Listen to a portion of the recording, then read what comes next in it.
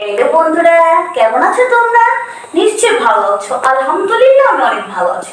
বন্ধুরা দেখো, আজকে নতুন একটা যুক্তবর্ণ নিয়ে উপস্থিত হয়েছে, সেটা হলো ময়ে ভ। কিভাবে লিখতে হয় বন্ধুরা, চলো আমি তোমাদেরকে লিখে দেখাবো।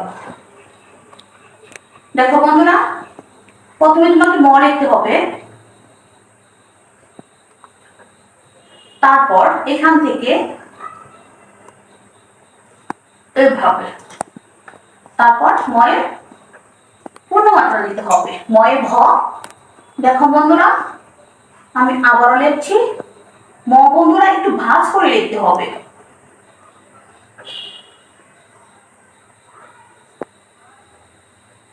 ময়ে ভ।